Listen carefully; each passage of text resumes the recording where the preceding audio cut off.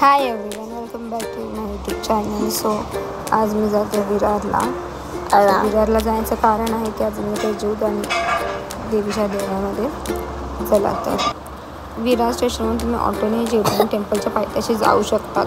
So तुम्हाला 10 मिनटं लागतील. मी बाय वॉक जाते तर मला 20 मिनटं लागली स्टेशनवरून ज्योतिर्लिंग टेम्पलपर्यंत पायथ्यापर्यंत पोचायला. चला आता जाऊया. आपण इकडे रोपवेनेही जाऊ शकतो, ट्रेन आहे त्यानेही जाऊ शकतो. त्याचे 250 का 200 रुपये काहीतरी आहेत, पण मी पायऱ्यानेच जाणार आहे. 1500 पायऱ्या काहीतरी आहेत. चला तर आपण जाऊया. बघू शकतो हे आहे प्रवेशद्वार आणि याच्या ह्या साईडला आहे रोपवे. आता आपण जाऊया. चला, आणि चप्पल बाहेरच काढावी लागते, खालीच काढून जावं लागतं आणि आपल्याला बिन चप्पल एवढं सगळं पायाला चढवून जावं लागतं. तर फर्स्ट आपण आपल्या गणपती बाप्पाचं दर्शन घेऊया. हे सुरुवातीलाच हे मंदिर आहे गणपती बाप्पाचं. चला आता आपण चालायला सुरुवात करूया. पायऱ्या 1500 पायऱ्या आहेत. चला ही बघा कशी फास्ट पायऱ्या चढते. आता आमच्या 80 पायऱ्या झालेल्या आहेत. आता अजून 100 पायऱ्या झालेल्या आहेत. चला तर आता आम्ही 200 पायऱ्या कंप्लीट केलेल्या आहेत.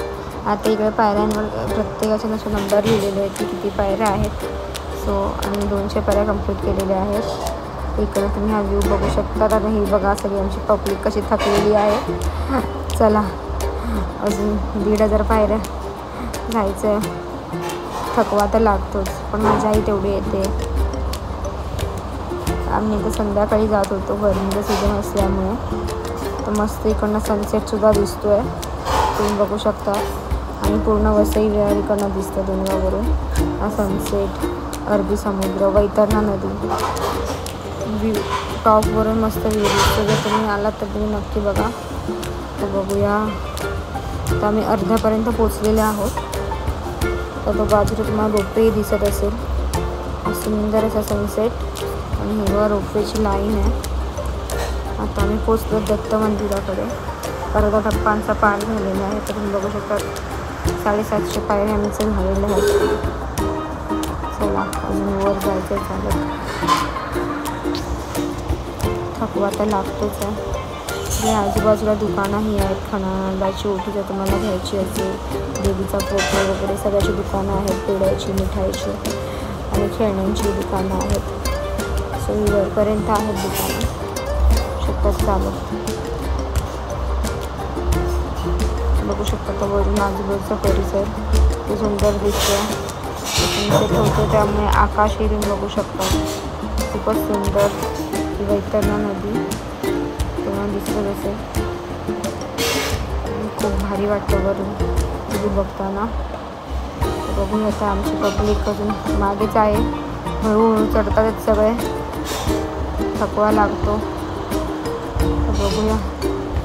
आता आम्ही पोचलोच आहोत. आता थोड्याशाच पायऱ्या बाकी आहेत, 200-300 ते काय होतील. चला पोचलो आहोत वरपर्यंत. त्यामुळे आता मंदिराकडे जायचा रस्ता आहे हा. बघू शकता तुम्ही इकडनं. बघा समुद्र वरून किती सुंदर दिसतोय. आता मंदिरात जायचा मेन रस्ता, मंदिराकडे मार्ग चालू झालेला आहे. चला तर जाऊया मंदिरामध्ये.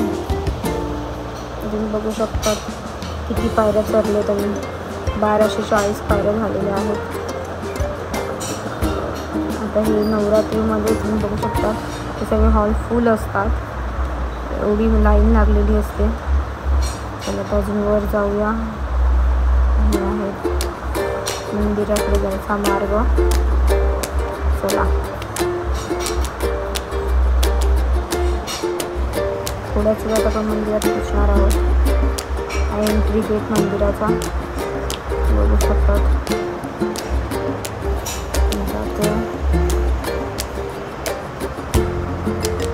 सॅटरडे होता तरी गर्दी कमी होती मंदिरामध्ये. खूप छान असं दर्शन झालं देवीचं. तर आता पण पुढे जाऊया आपण मंदिरामध्ये. अजून पुढे मंदिर आहे, येत नाही आहे. मी खूप 4-5 वर्ष आधी आलेली होती. खूप साऱ्या गोष्टी चेंज झाल्या तिकडे. तर बघूया. आता पण पोचलो आहेत मेन मंदिरामध्ये. बघा मंदिर.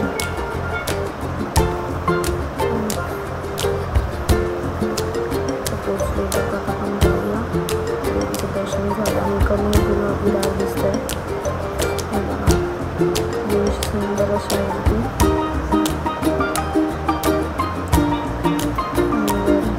सगळ्या देवींची प्रतिमा आहे, तुम्ही बघू शकता भिंतावर. सुंदर अशा. आता आपण जाऊया. देवीचं दर्शन झालेलं आहे. उशीर झाल्यामुळे आम्ही टॉपच्या प्लेसवर गेलेलो नाही. जे काय हैदराबादचं आणि कालिका मातेचं मंदिर आहे. आता आम्ही खाली उतरायला सुरुवात करतो. हे बघा रोपवे. चला खाली उतरेपर्यंत आपण अंदाज झाला. जर तुम्ही माझ्या चॅनलवर नवीन असाल तर माझ्या चॅनलवर नक्की सबस्क्राईब करा.